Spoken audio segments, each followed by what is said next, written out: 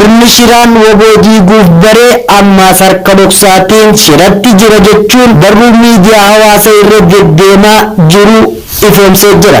Ashamaa jaalatamtootaa fi kabajamtoota maatii Gullallee Wuud oduu guyyaa har'aa qabannee dhufnee jirra. Hamma dhuma qophii keenyatti nu hordofuudhaan warreen chaanaala maatii Gullallee Wuudiin tahin asumaan maatii Gullallee Wuud ta'uudhaan oduu guyyaa guyyaadhaan maxxansinu akka isin bira gahuuf share, like, subscribe gochuudhaan nu hordofaa isiniin jenna.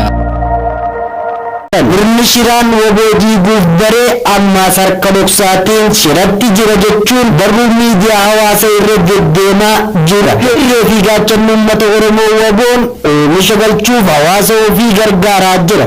Waboo jechuun goota garaaf jooruu osoo hin taane goota sabaaf jooruudha. Mooraan aabaa waboo diiguuf lafee gootota Oromoo sammuu Oromoo hayyoota Oromootiin ijaaramteen hidhannoo waboo meeshaa waraanaa irbuu goototaa fi sammuu qaroo hayyoota Oromootiin saayinsii fi siyaasaa fi tooftaadhaan ijaaramedha.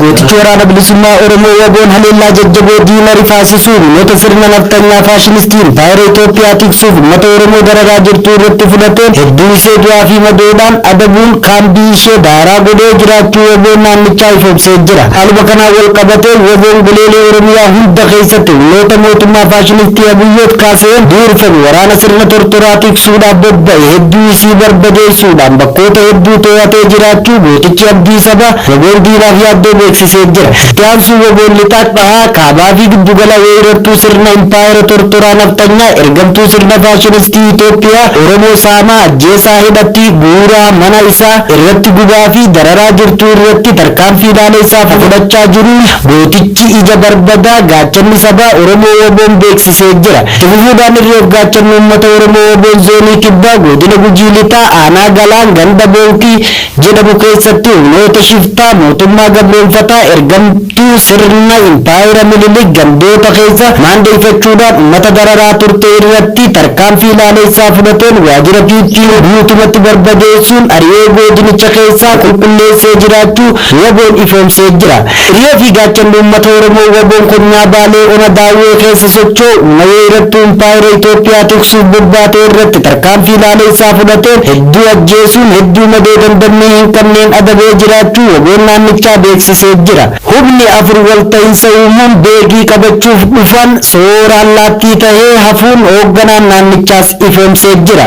Humni kun torbaan tokko guyyaa har'aa imala gara beekii taasisanii cabanii kan baqatan ta'uu ragaan achirraa arganne ni addeessa.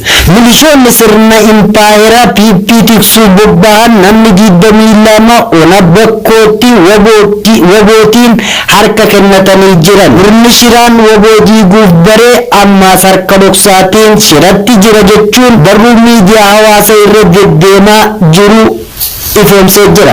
Gaachanni uummata Oromoo waboon torbee kana lola cimaa godinaalee Oromiyaa garaagaraa keessatti sirna naftanyaaf waboo gidduu taasifamaa jiruun konkolaataa sirna naftanyaa 100 ol ta'an gooticha waraana bilisummaa Oromoo waboon to'atamanii jiraachuu waboon beeksisee jira. Reefii gaachanni uummata Oromoo waboon zoonii dhihaa keessa socho'uu tarkaanfii isaa humna yartuu ergamtuu diinaa irra fudhatee jira.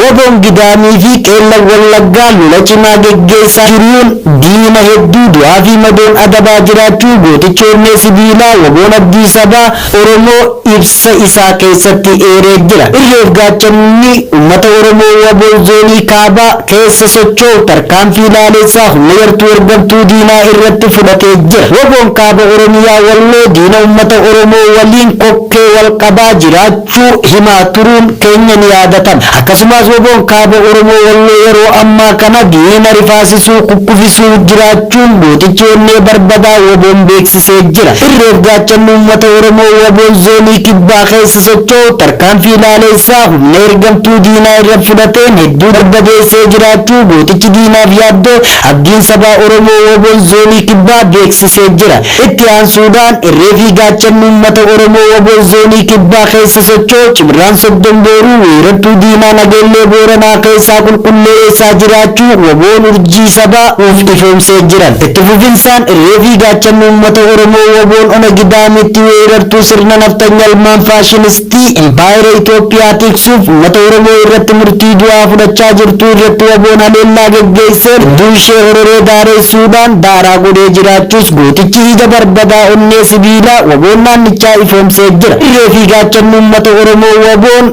oomisha galchuuf hawaasa ofii gargaaraa jira.